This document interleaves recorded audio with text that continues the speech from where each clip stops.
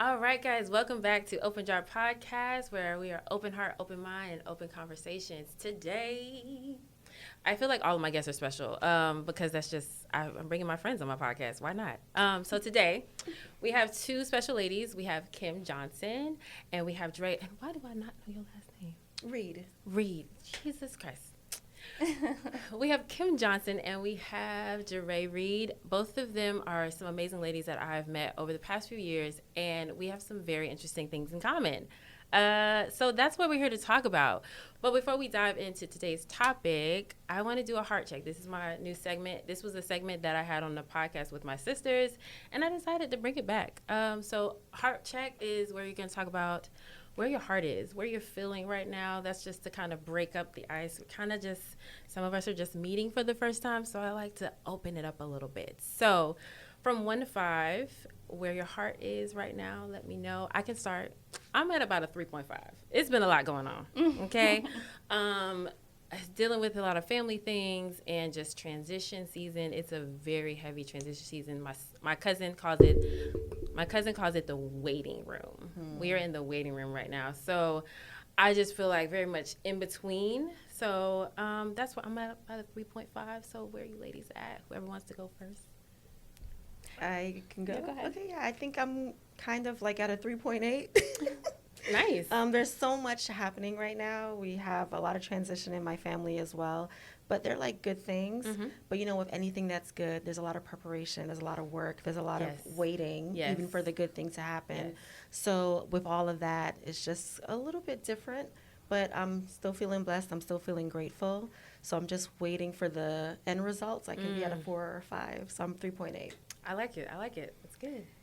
Some days, depending on the day, it could be like a 2 or it could be like a 5, right? Because we go through we can go through emotional waves, especially as we go through transition times.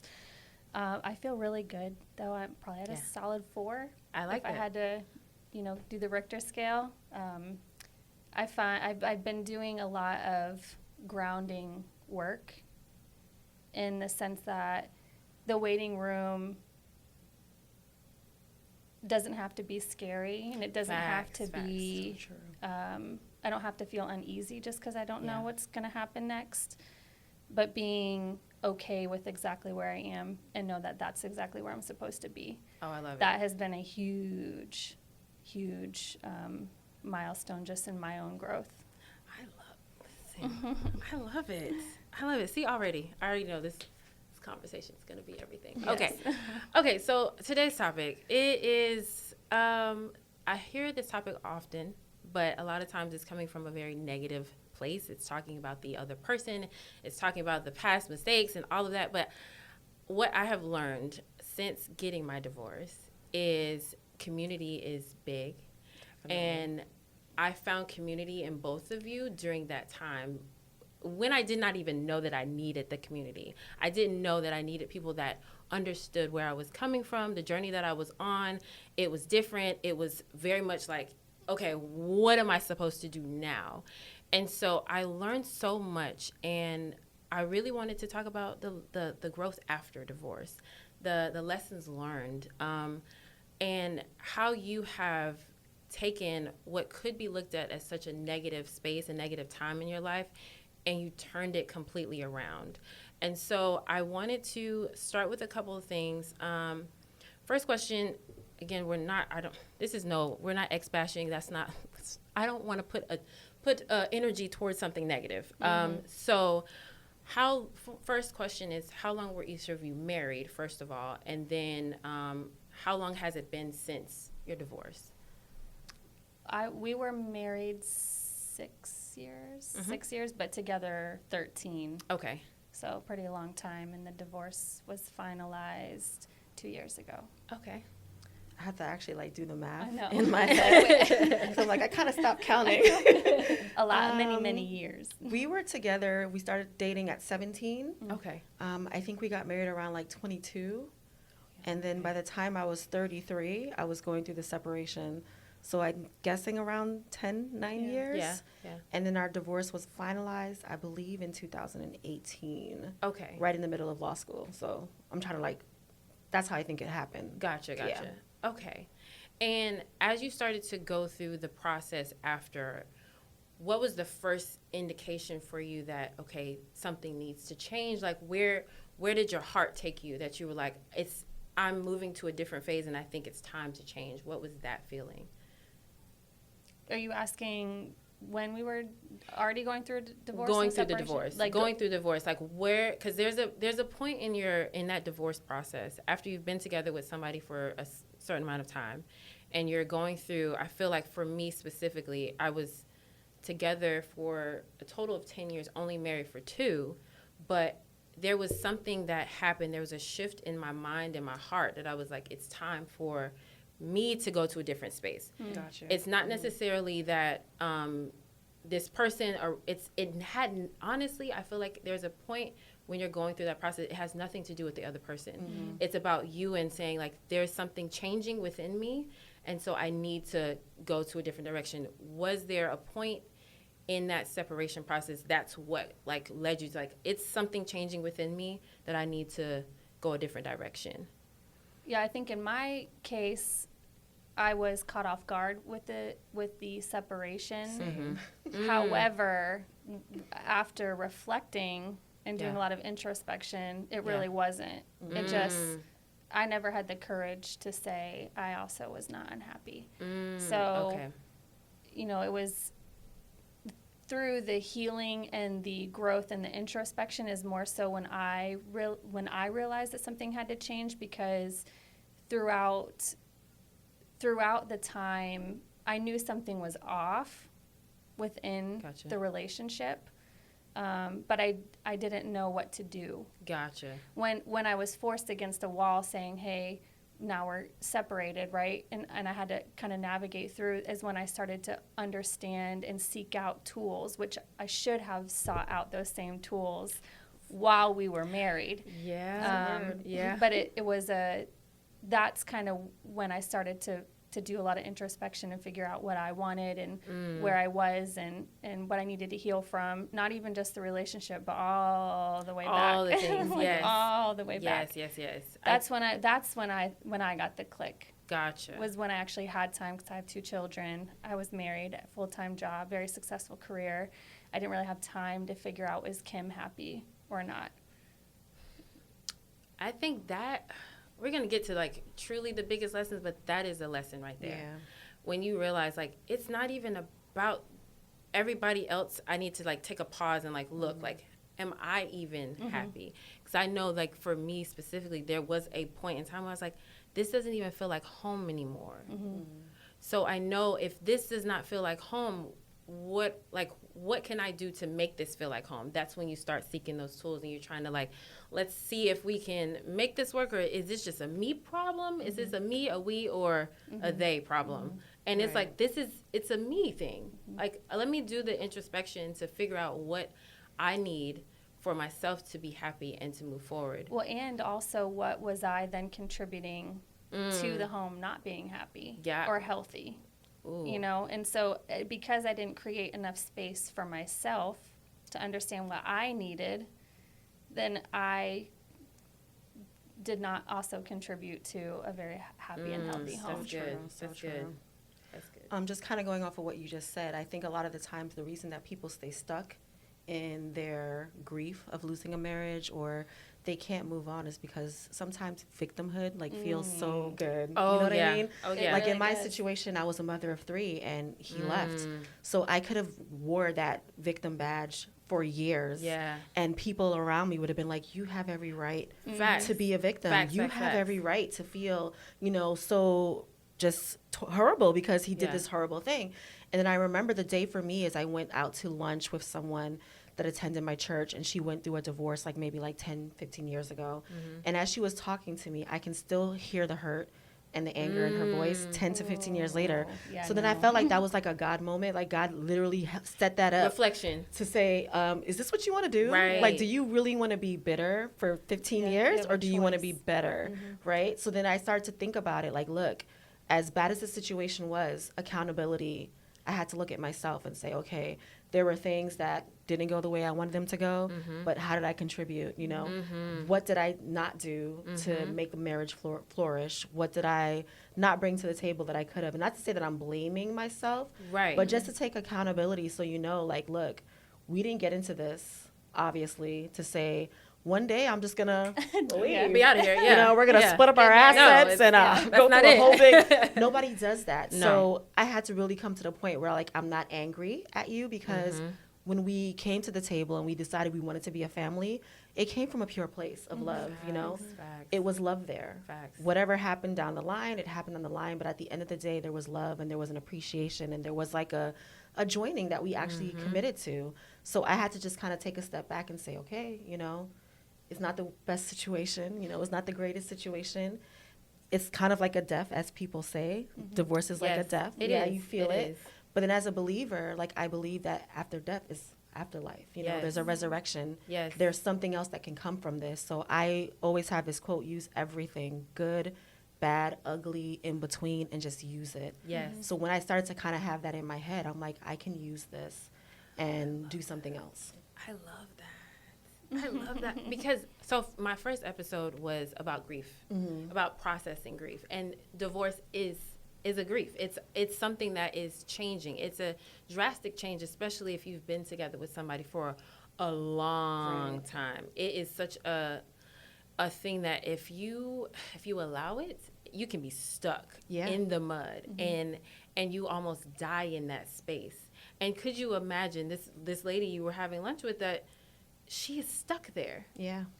And my cousin said something, and when I tell you, Whitley, she said something, and I was just like, girl, you cannot allow yourself to be stuck in that place because you're forfeiting almost the destiny that you're supposed to have, the goals that you're supposed to accomplish, the things that were supposed to come from this. You're not allowing yourself to process it enough to even get to that other side, to be able to see. I look at both of you now. I didn't realize you were actually in law school in that process. Yeah. And now listen, attorney, bomb. Kim, I look at you and I think about all the things that you're doing. You're speaking engagements. You're talking to people about real estate and coaching, all the things that you do. And I think about if you would have allowed yourself to stay stuck. Where will we be? I genuinely feel, as painful as it was to go through, it was really a gift. And if we can choose to believe that even the hardships that we're faced, because there's no escaping it.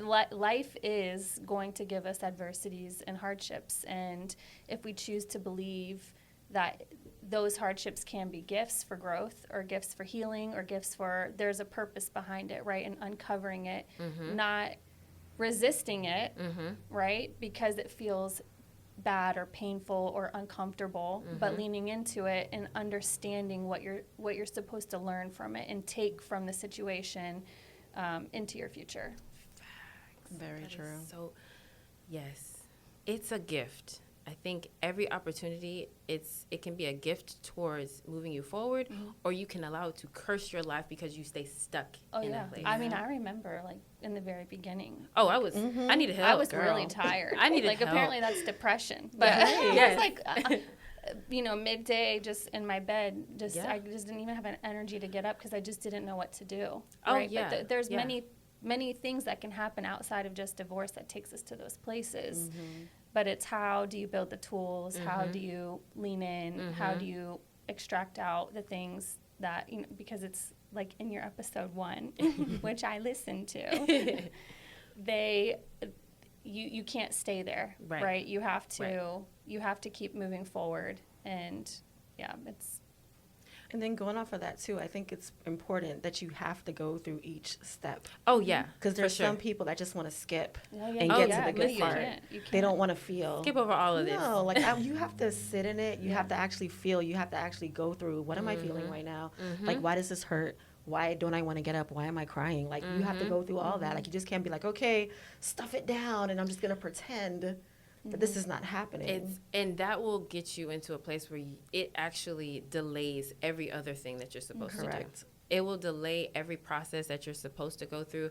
If I'm in depression and I'm just going to stay here, even if you stay in a space too long, it will allow you. Like, I've been depressed. I was depressed, especially going through the divorce. And I think it was probably even prior to it being finalized. You already start to process it. But some people, depending on the situation, they get stuck in a part of that grieving process, because it's still, like we said, it's a grieving process. There is anger, there's depression, there's but the emotions don't last. But when you're in those low moments, it feels like it's gonna be forever. And you're like, I mean, you get to these really dark places, and it can continue to suck you down. Yeah. Or you can choose to say, this is what I'm feeling. I am sad. It's okay. Absolutely. It's okay to cry. Yeah. It's okay to not. It's okay to take a nap midday if that's what you need. If but you you know need what? to It's take not it. going to last. Facts. Tomorrow's going to be another day. Facts. And then you can keep it moving. But even the highs, like we think, when we experience the really happy, really great times in our life, and then the sad times come. Yeah. But everything is fleeting. It's the waves. You have to understand that the waves, they come and they go, and they come and they go. Right. Regardless of what the situation is, it's going to change. Yes. Right. Soon enough, it will change. So I think my next question is, what was that moment, or did you have that moment where it was like this light bulb and you realized all the things you needed through that process, that I know I needed community. I needed this. I needed to call somebody because I need you over here right now, because I was like, oh, Kim, can we bike ride? Bike ride. I need a bike ride.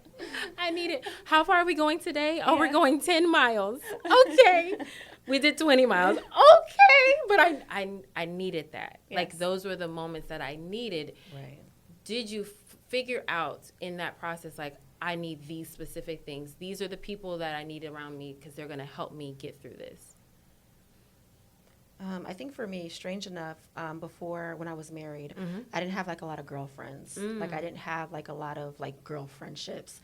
It was a lot of like surface level stuff, like, oh, we can hang out, we can whatever, but it wasn't like deep rooted connections. Like I said, we started when we were 17. Right. So I kind of like made him my world. Yeah. So then when everything happens, it was almost like perfect timing in a sense, because I remember I just started to reach out and make friends for the first time in my life. Like, I didn't know that I would need friends like when I started doing it, but thankfully that happened like kind of around the same time. So then when everything went down, I actually had people that I can call, not people that I'm networking with, not people that I just like, genuine friendship, that when they would like, I would pick up the phone, they would actually pray for me. They would like come over, are you okay? Do you need anything? And then like my mom and my grandmother, I was pregnant at the time. So they were always telling me like, look, I get that you want to be sad, but you can't be too sad, because you got to think about your baby. Yeah. You don't want your baby to have failure to thrive and all these things. And I was like, you don't know what you're talking about? Like, I'm just going to sit here and cry. But I remember my mom, it was a New Year's Eve service. And then she's like, okay, it's about to be 2017. You had all of 2016 to go through this. It's going to be a new year. So I'm going to need you to get it together. It's time to cut We're it going to off. go to Yeah, church. let's go. We're going to go to that altar, and we're going to say, God, whatever you have for me in this future years that's coming, I'm going to give it to you so that you can give it to me. So if it wasn't for my mom and my friends and like people giving me that tough love like that, like, okay, it's time to cut it out now, you know? It was Stop cute, wallowing. you know? It was cute 2 days ago, but now we got to cut it. We're done. Yeah. And We're then my done. grandma used to tell me all the time, I need you to feel, kneel, and then deal. And then when she said that to me, I was like, all right, in that order. Write it down. Write it down, In that people. order. So then when I started to do that, that's what really started, like, okay, I gotta start focusing on other things instead of making this one person my world. Even during the divorce, he was still my world because all my emotions was focused on one Even thing. though everything else in your life is going on, it's like your mind is just focused on that one. Right, like a rabbit aspect of hole. it, I think that's, well, I'll answer your question. Well, Either way. yeah. Whichever. Well, I learned a lot through going to therapy, which was one of the tools that I used. But up until that point, I had always heard about healing and all these things, right? But then I was like, oh my gosh, it's my turn.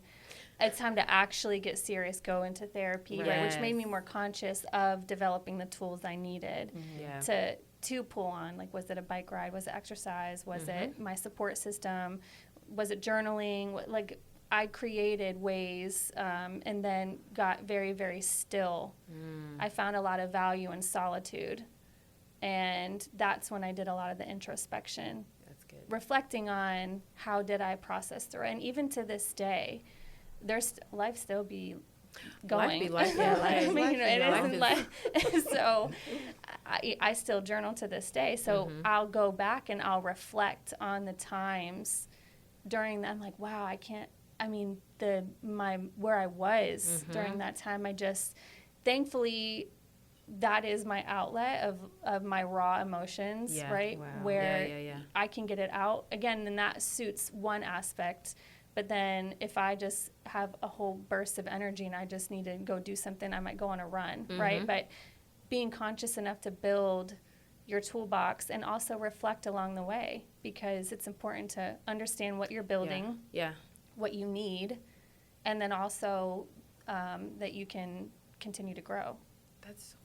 But going back on what you were just talking about, I learned about enmeshment and how, you can become dependent, or like codependency, enmeshment. It kind of goes together where your life is dependent on or completely intertwined. Yeah. And so, for instance, dealt with the same thing where I'm going through this thing, but that's just one piece of my life. I still have beautiful children. I still have a strong support system. I still have, there were still so many beautiful things happening in my life, but because one aspect of it was painful at that moment, it made my whole life painful. And being able to compartmentalize is something you really have to learn. It's like, okay, I feel this about this one aspect of my life. Even if you lose a job, or if there's other things that can affect it. But if you're going through and you're losing a job, it can affect every other aspect if you allow it. Facts. But instead, and again, going back to what your grandmother said,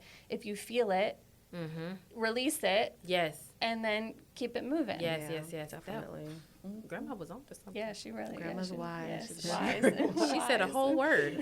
That's going to be a clip. That is such a word, because I, through my process, there was a point in time where I had to just take a step back. I literally had to take a step. I went to therapy. We did couples therapy, and I was trying to make that, figure out what it was. And then I went to individual therapy. I was like, oh, okay, this is done. This chapter is done, but now I need my own toolbox for myself, what I'm going to do to move forward, how I'm going to heal, how I'm going to process everything. And I was in that same space where it wasn't that I was completely enmeshed with him, but majority of my life was. And I had, my daughter was when I finally separated, she was a year. And so she's very, a year and a half at that point. So she's very young, and I have to find a way to not cause more trauma, because we always think about, you got to think about the childhood trauma that we're healing from, but there is an aspect of that we are passing on some kind of trauma to our children because of these decisions that we needed to make. Right. Because ultimately it could be further damage if we don't make these decisions. So I was processing all those things, but at the same time, okay, this is the biggest issue over here. How do I process this big thing and keep the rest of this to be somewhat positive, somewhat not driving me insane at the same time, because it could literally... playing with your children and not crying at the same time. Listen. No, Mommy, it's fine. I'm fine, I promise. Right. I promise. I just need to go to the bathroom first. I remember I still wore my ring for a while, and I would constantly twist my ring, as I was going through it. And my daughter, she was 9. She's like, Mommy, why are you always twisting your ring? And then I was like, okay, I hear you. Time to take it off. You see that. They see everything. Everything. Everything. And as conscious as we are to not pass down, there are still things. And just the same. I mean, through this whole process, it actually brought me and, my mom and several other family members closer together. gaining a better understanding of their life experiences. Absolutely. And how that shaped, right? So if I'm in therapy and I'm learning about my childhood and the things that, what happened in my childhood that have made me show up to relationships in a particular way. Yes. But then understanding what that, what, for instance, my mom or my dad were going through at the time, it helped me gain so much perspective. It's not a matter of whether, now there are some that extreme circumstances that, might be purposeful. Facts. However, I think most humans try to do their very best with what they have and what they know, right? And pass down. No one wants to taint their child and make them, And so gaining that, really digging deep within myself, being vulnerable enough to share it, right, with my mom at the time. Well, I mean, still the time, but I'm saying back then. Right. Open to more discussions, open to more healing on a multi-generational level, just because Amazing. I gained so much insight into their, and her personal things that were going on. I was like, wow, well, no wonder. Right. Yeah. Now I understand. I can't believe. Because you never know, especially in a generation to generation. They're not going to tell us what's going on. Just like you don't want to tell your child what's going on. You're trying to shield them from that to a certain degree. So to be an adult and be able to be like, hey, this is what I'm going through. It's like, oh. I know I was talking to my sisters about it, like after the fact, and I was explaining certain things, and they were like, oh, they didn't see it from that perspective, because I'm not going to be out here and like during the process of the relationship and explaining you this, that, and the third. That's right. We don't do that.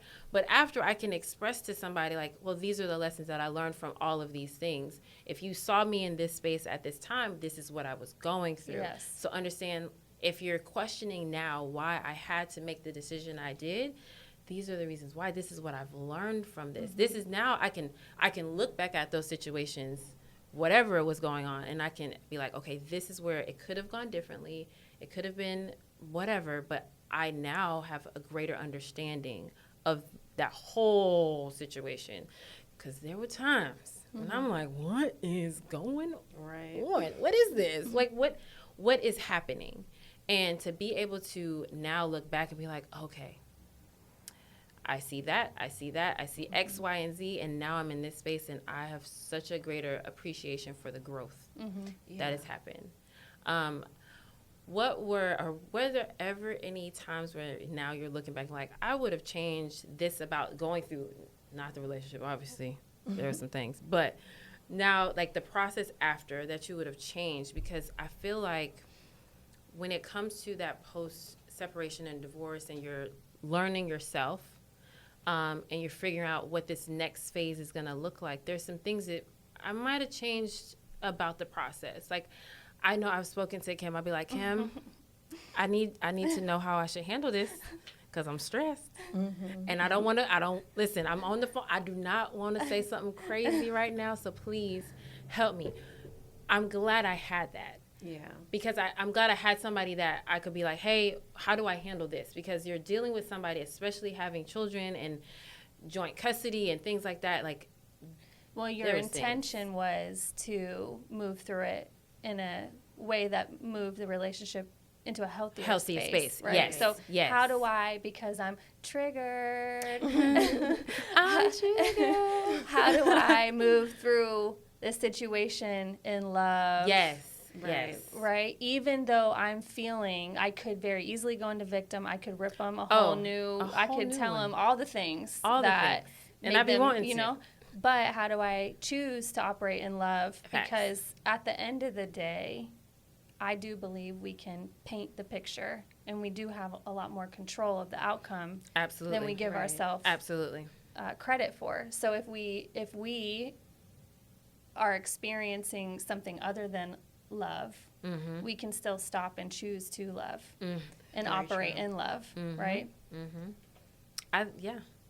There are moments when I'll be like, this is why I have. But I don't want to. I don't. It's hard. I don't want to. Like, there are parts within the process that I'm like, okay, I see this is the way this is going. I wanna change it. Sometimes you can, but sometimes you can't. So, when you might not see it in the very beginning, Oh, but no. love. operating in love is going to always win. Yeah. Always win, long term. Yes. Even if the person that you're talking to and you're trying to give love, they can operate in love. Right. And it will, they have no choice but to, it will at least calm the situation, you know, if you choose not to engage in that stuff. But to answer your question about what I would do different in the, after the post, I would have leaned into harder conversations with him. Gotcha. In the very beginning, because there was so much hurt and pain tied to it. It's easy to retreat and to just be like, I don't want to even engage. But I think those conversations are necessary to gain insight and perspective into the other person, even if it still doesn't work. But understanding why the person is choosing to operate or behave in a particular manner. Like I said, most humans don't really, you know, like most people don't get married to get divorced. Right. You know, that's most not the people idea. don't want to cause someone else pain. Right. But might not necessarily know how to articulate it or navigate through it in the most loving, healthy manner. Right. True. But leaning into those hard conversations, as painful as it can be, would be something I would have changed in the beginning. In the beginning, yeah. That does make sense. But girl, I was on the floor, so I don't. I was out of it. But if that situation or something where I felt that same level of pain, I think because I went through it and I learned a lot of things along the way and have done a lot of introspection of what I would do different, I think the next time that a wave of something like that comes, I can operate a little bit different because now I have wisdom going through something. Yeah. And hopefully, you know, apply it different. Yeah, absolutely. It's weird because my answer is very, very different. Oh, man. I just did not like who I was presenting when everything was going down. Like, I was so, like, weak and, like, desperate and like, you know, can we do this? Can we do that? And I was that too. Oh my gosh. So like if I can go back in time. But wait. Yes. We didn't even do therapy. We didn't. But what about everything? Yeah. How about if my hair is like this? Do like it. Oh my gosh. Like I remember I had like a prayer journal and like I went and found it the other day because like I said, we're doing the move and everything. So I'm like, I found it. And I remember I was reading through the first, like, maybe 50 pages. We're like, God, if you just give him back, and God, if you just do this, I will do this. And I was, like, so desperate, like, pleading for something that, when I look back now, wasn't, like, you know, even really for me. And then I could see, as time progressed, I was like, all right, God, I got you. This is not going to happen, so make me strong. Make me wise. Right. I just wish that I wasn't so like desperate and so like clinging and like, please don't leave, baby, please. Like I cringe. I cringe to this day. I cringe. Right. Well, right. But I think we all go through that phase, right? Yeah. But then now, did it not push you to another space of like really? I don't know. For me, not defining my self-worth to something external but just internal, right? Because at that time, one, a career was a big thing, so I had just gone through a big career change where I felt my value was tainted, right? Because things happened that just weren't what I was used to, right? And so I was like, dang, well, I'm less of a person because of, you know, I'm not as successful in this career or whatever the case is. And then now my marriage is failing. Oh my gosh, like what else do I have? Right. You know, and so then my worth was tied to these external things when in reality things can come and things can go. Yeah. But we have to stand firm in who we are. Yes. And just keep going. Ooh. Yeah. That is it's the external factor for me. It's huge because of the fact that so much, especially as women, we're always, it's like you're condemned for your emotions. You're condemned for like being feminine, but they want you to be feminine, but then you're too masculine. It's like all these things, which is a whole other is that a topic? Out of topic. But it's like you rely so much, especially when you're building up things. You have the marriage, you have the home, you have your healthy kids, you have all these things, these external factors. And when one of those factors takes a hit, it changes the view of yourself completely. Oh, yeah. 100%. Completely. Even though you yourself is what makes up all of those Right. things. Yeah, inside. Inside. Not the external. It's the not external what you're doing, is yeah. who you are. But we Yeah. go to, and this is like, I mean, this is, I think women in general, I'm not a man, so I can't speak on Right. behalf of men, but we tend to go to all the external when really none of that matters. And that once the inside is right, then the outside will manifest the beauty. 100%. Oh, yeah. But Oh, then yeah. we always think like, okay, well, we need to do this, we need to do that externally to be Facts. accepted. Right. When none of That's- them, and none it's of it. fleeting. So it's like, all what of it happens, is. girl? We all gonna get old. Right. It's like Listen, it's not gonna look like These this forever. bitties gonna be sagging. I mean, I'm just Listen. saying. They like, I had one child. You have how Three. Three. So truth be told, and they you have already two. are. They already are. It's like everything changes. So the external, it should not be such a Right. factor, but society puts so much pressure on our external. Yeah. So it's hard not to like fall back to that. Well, all the external factors that people value so much about me, they're not where it should be. These factors Right. Or I are think changing. if I keep doing all these external things, that I'll be accepted more, Yes. or that I'll be valued more, or Correct. that I'll. See, I didn't even realize I was like a huge people pleaser Mm. until I went through the divorce. Because I was like, even in the phase, I'm like, okay, well, if I do this, if I do that, Yeah. if I make more this, if I make more food, if I sew your clothes, if I Yeah. like be domesticated Yeah. more. Mm. And I'm like, no, like It was this is none of those not things. about you. This is Yeah. about two people that just didn't work. And instead of just thinking that, oh, it's me, like I went through phases where I didn't feel like I was like worthy anymore. Like I was just like, Oh, well, yeah. I'm not pretty. Oh, yeah. Just go I'm throw not a me nice away. person. I just- Listen. Like I said, I'm like discarded goods. My mother was like, what are you talking about? You're discarded I'll never goods. be loved again. That's what I used to say. And I remember there was this lady, I followed her on Facebook, and she had, I can't remember her name, but she has something similar to this. And she was talking about how when you go through a divorce and you have kids, you settle for like less because you think nobody's going to want you, as if these kids are like this curse or this baggage. Right. So she remembers, dating, and every time somebody would come into her life, she'll be like, well, you're not going to stay here long because I'm a single mom. And then as she's telling this story and she's telling me how she found true love again, and I remember I was still in that broken place, and I was like, I shut it off. I was like, you're a liar. Like, this is never I don't want to hear this falsity. for me. I'm like, this That's is fake crazy. news. Yeah. I closed my laptop, and I remember I was Wow. so angry. Like, how dare she, like, tell me that, you'll find love again and you'll be okay. And I'm like, whatever. But she wasn't wrong. Like, if you are open, if you're accepting, if you want love again, it can Yeah. happen.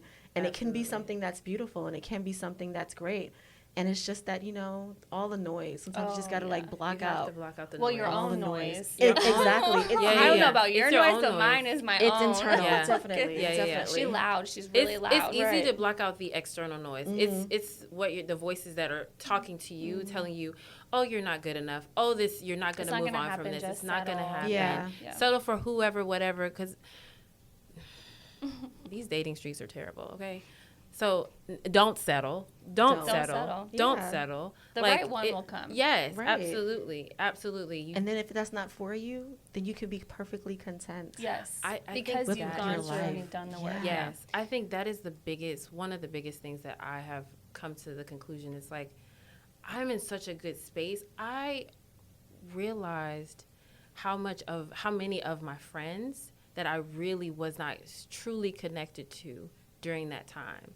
I lost that connection. And now, girl, what you doing? Right. Like, it's so essential.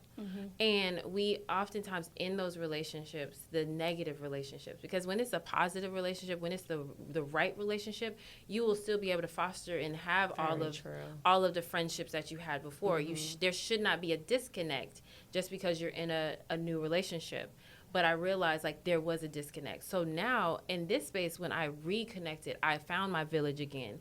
I had the people that surrounded me during very dark times. Like, because prior to that, I had lost my sister. And so it was like, I was already in a grieving process, and I grieved that in a negative way because it was so hard and I didn't know what I needed. But then I learned over the divorce process, I learned what I needed. I knew I needed a village. I knew I needed, can we get together? Can we do this? Can we have this? And going back to church, listen. Yes. Listen, if you, therapy is one. It helps so much.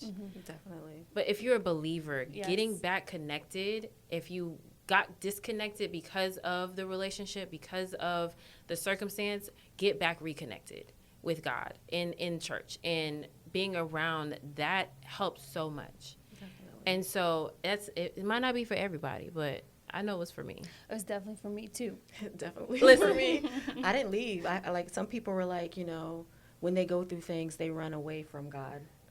And I was fortunate enough. Yeah, I was like, God, I want to pursue you more than I ever pursued you before. Absolutely. Yeah. Like, I just want to, and I used to say, like, whoever comes into my life, I want them to be so, like, in tune with you. Yes. That they have to, like, seek you to To find get to me.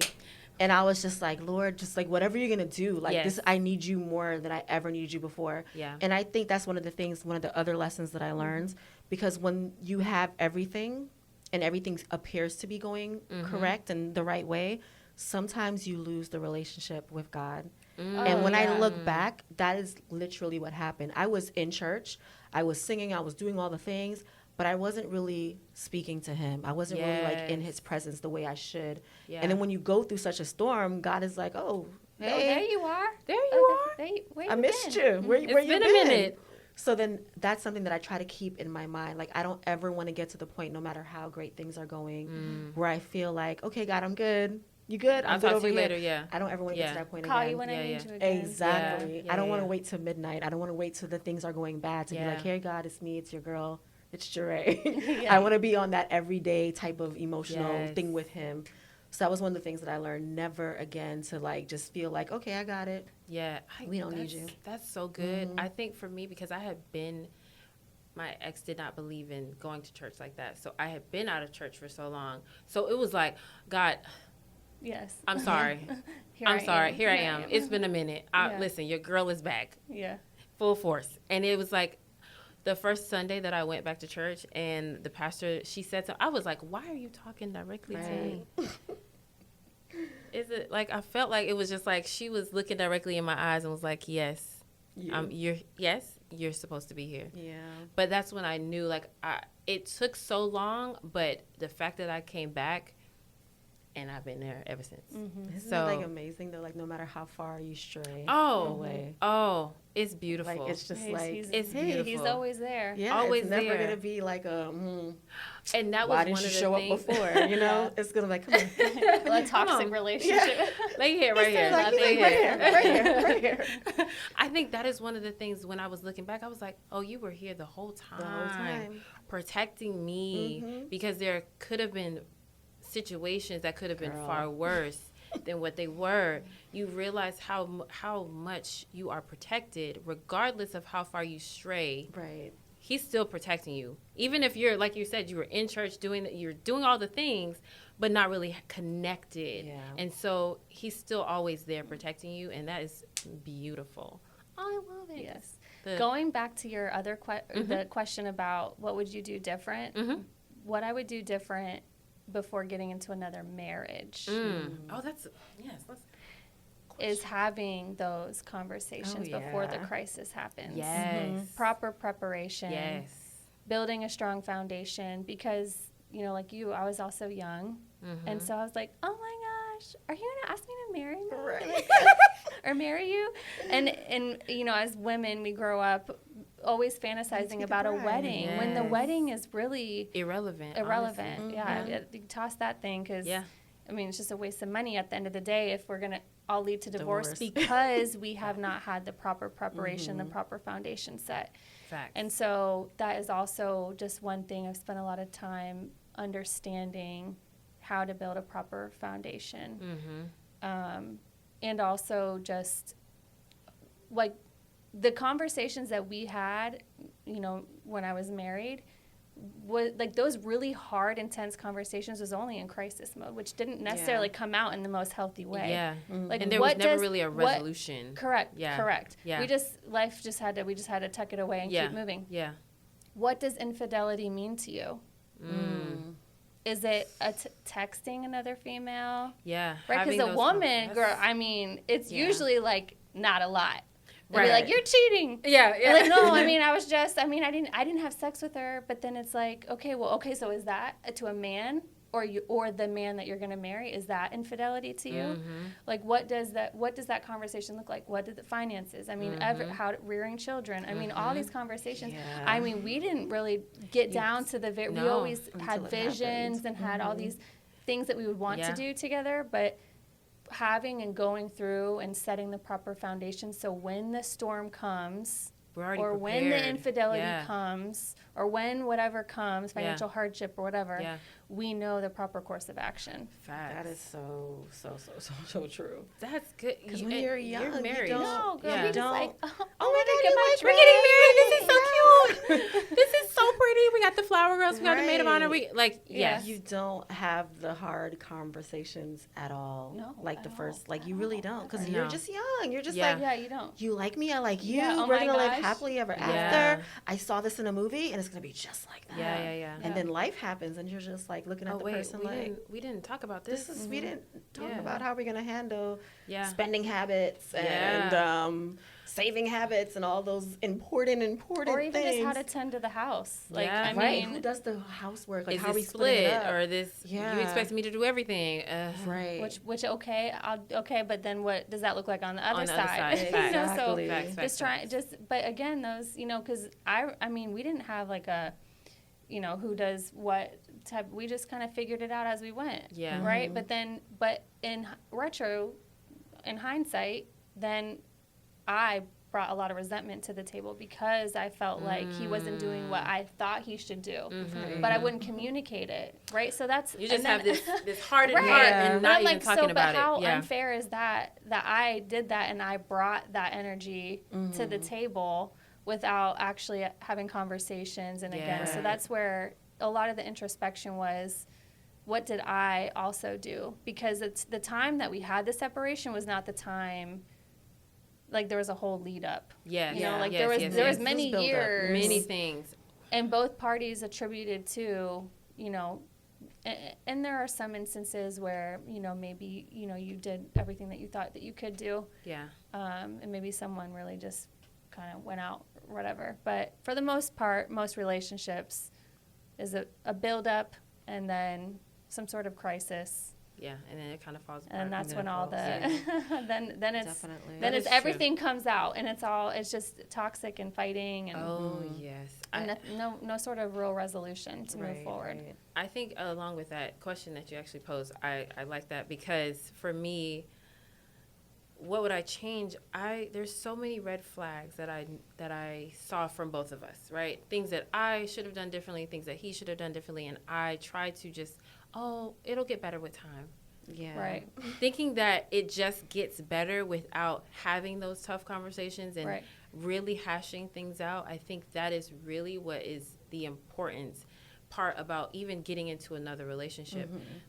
Even if we're just talking, in that talking phase, let's figure things out. Like before we get into an official relationship, how do you deal with things? I see you like to do X, Y, and Z. Is that a regular thing? Is that And then at that point, yes, that is okay. Well, maybe that's just not for me. Right. Instead of saying, well, maybe he'll change or maybe she'll change. Like there won't be accept those people for who they are. Yes. And if you can have those authentic conversations, then each party is left with a choice to say, this is for am me I or it's okay not. with that? Yeah. And if I'm not, but at least now I know. Well, now I chose. Yes. I said. You said. I mean, you were honest. You said you X, told me Y, what and it Z. was. Right. And I now said I'm okay with that. But now Right. I also have to genuinely be okay with that. That Because what part. happens is like, oh, that's fine. But deep down, you're like, he's going to change. He's You're gonna like, no, change. he's not going to change. And That's what brings out the resentment and the hostility and the that coldness. quiet resentment. That That quiet resentment, boy. Oh, yeah, Gets you no, every it's time. bad. It's bad. It's That bad. creates such a hostile environment. Right, and then who you wants to wonder stay why in they like don't want to that? come home. Yeah. Right. Like, I mean, I wouldn't want to come home either. Right. And on the flip side, I would start to think about the ways that I would handle situations. I'm like, well, dang, if he did that to me, I would be like, oh heck no. I'm like, but I could do it. I'm like, that just doesn't even sound right, you know? Is that fair? Yeah. So, it's a lot. It's a lot. That's so good. Okay, so my last question. I want to know, your overall takeaway, your overall lesson learned from the process of going through the divorce, but then that, like, the shift, once everything started changing, like, as you were reflecting, as you were, like, looking back, like, oh, I really learned this from this whole entire process, and this is my overall takeaway of, like, how I move forward. Like, what would that big thing be for you? I can go first. Because I'm thinking there's so many. There's so many. If it's a couple things, by all means, it can be a couple things. But for me, the biggest thing that I truly started to learn was that I have so much more within me than I thought. Yeah.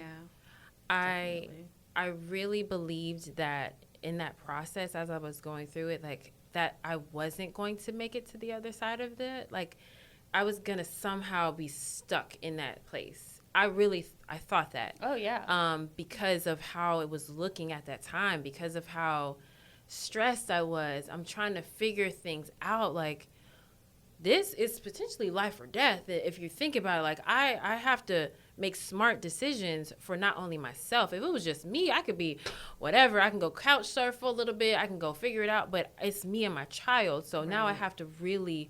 I have so much more within me than I thought I ever possessed. Because I felt like I had gotten broken down to a certain point where I'm like a shell of who I used to be. Definitely. And so as I started to learn from that and I started to grow from it, I was like, oh, I possess so much more strength, so much more peace. And yes, I was like, God, please give me all the things because I need it. But once I started realizing that, oh, thank you, you're giving me those things. I possess those things now. I am a lot stronger than I thought it was. I have peace. Some people think that I should have been off the handle, and I didn't. I could have been cussing from A to Z, but I didn't. I could have gone around and just had a hardened heart and been nasty and negative. Very easy to very do. Easy. Very easy. Way easier to drop into that than way easier. Way easier. But it was like there was something so strong that you find within yourself. Like that was the biggest lesson. And now I can look at my daughter and I can see when, like, now she's out of school, so she's coming with me to, like, rehearsal and stuff like that. And she is, like, family. Like, she's home. Being at church, she's at home. Like, that's her place. And I'm like, okay, like, we're doing something right. Like, we're on the right path. So I think that's the biggest lesson. You possess so much more than you ever thought you could ever possess. Yeah, definitely. I think I'm kind of along the same lines. I guess my takeaway is that I am enough. And I know it sounds like cliche. That's a big one. It sounds cliche. People say, I am enough. But, like, huge. Seriously, to, like, really deep down inside feel that, like, outside of my circumstances, outside of the things that happen, outside of the people that left, the people that come into my life, like, at the end of the day, it's going to be me. Yes. So I have to be okay with me. I have to feel great about me. And if I don't, then nothing I do will really matter because I'll just be playing into what people expect, what people want. Yeah. So when I realize that I am enough, like, I can do this, I'm not going to let this be like the period on my life. This is a comma. This is just like a cliff note at this point, right? Yep. I'm going to accomplish more. I'm going to do more. I'm going to be more for my children. I'm going to be more for my future spouse. I'm going to do whatever I can because I am enough. So that was the biggest thing for me. And that was hard because when the process was going down, I was constantly told that I wasn't enough. Oh, yeah, for so sure. It took me a really good bit of time to, like, kind of, like, change that narrative and change that voice. Well, because you can say it, but until you really believe it. Oh, yeah. It takes a completely different. It's totally different. Yeah. It's not going to reflect, right? That I did this exercise with my life coach at the time where I would have these crippling thoughts, lies that that I would tell myself that I was not enough, that it was not possible, that I wasn't worthy of having what I wanted, right? And as soon as I said I am enough and I truly believed it, it was a game changer. Yeah, game absolutely, changer. absolutely. shift. Everything Yes. just It's You're yes, like, oh. yes. And mine was paired with like I put my hand over my heart because that for me it like comforted myself because I really enjoy if someone like touches me right here and I'm like, oh, why can't I touch myself right there? Like, no, I am enough. And Yes. and in the time I could feel, you know, what people say, your inner child, right? Like that sweet, innocent, pure spirit within yourself. Yeah. Feel comforted and be like, no, oh, I am enough. Like, oh yes, you are enough. I was like having a conversation.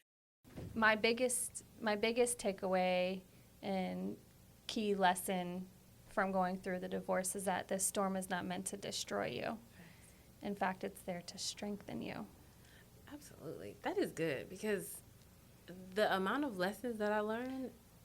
Had we not had that as a storm, we would not. Oh, we would not be the woman that we are today. Absolutely not. 100%. Absolutely not. I think that is very key. This overall message is this is not going to destroy you. No grieving process, no change is meant to destroy you, and you have to use that as an opportunity to grow from it, to become the next person that you're supposed to be. There's an element to those storms that come that they're really meant to come to strengthen you because there's a goal, there is something that is supposed to happen next. And that if you do not go through it, if you do not grow through it, you will not complete that next task. There's another aspect of your journey that is supposed to touch somebody else's life. Definitely. Somebody is supposed to be touched by your story, your message, or even just your growth. Yeah, your testimony. Your testimony. And if you don't allow yourself to grow through it, then you'll be stuck and you'll be hindering somebody else's journey as well if you don't. Yeah, you won't have a testimony if you can't grow through it. It's facts. Like, don't do it, girl. Don't marry him. Don't marry anyone. Actually, men suck. Yeah, you don't want to be that person. No. You don't want to be that person either. And so and something you said you can go through it, but you have to also grow through it. And I think that's so important. Absolutely. Because people just go through stuff. Yeah, oh yeah. And they come out exactly the same. Didn't learn one thing. And they get surprised when they have to go through it again. Yeah, just more scars, more trauma, more hurt, more victimhood, more. Just more of what you don't nonsense that you do not want. So before we wrap up, I just want you ladies, I want to say thank you. Because this was such a great conversation. This was a needed, a very necessary conversation because there is, yes, life comes, life happens, life be lifing, divorce happens. But if you allow it to be a place where you grow from it, there's so many elements. And I know divorce comes in many shapes and sizes. There's a lot of different outcomes from it. But if you allow that situation to be a place where you grow and you don't stay stuck in that, because like we said, it's a grieving process. You don't stay stuck in that grieving process and you go to another level, it can turn out to be the best next step for you. So thank you for being a part of that. Tell the people where they can find you. If you want to plug some businesses, some things, because these ladies are doing things, honey, okay? I mean, I don't have like a business. Ma'am, you're a whole attorney out here, so right. But y'all don't want to see me. Like I'm doing like lawsuits and stuff. Y'all don't want to do. You on our side, though, I'm just saying. Well, you could just look on the Florida bar. Type in the name JERE space REID. So and then you'll find me. What type of law do you practice? Do first party defense. So I protect corporations from like personal injury suits. Yeah. Very needed. Yes, Fun very stuff. needed. Fun Okay. stuff. All these corporations that we see coming forth, okay? You might need her. Yes. Kim. I own a contract processing company inside of the real estate industry. So inside the industry, it's called transaction coordination, which we help facilitate all terms and parties of, a buyer and a seller who's wanting to exchange the ownership of a property. We make sure all the terms are executed and that you actually close, hopefully on time. Hopefully. So we basically make all the parties talk to each other and get it to the closing table. So that is the company I have. It's called KJ Transactions. Ooh, I like that. Yes. And we'll be launching all new social channels Q4 this year. I love it. I love it. Yes. Big things coming. Yes. So, yes. Thank you for tuning in for another episode of Overdrive Podcast. We will see you next time. Bye.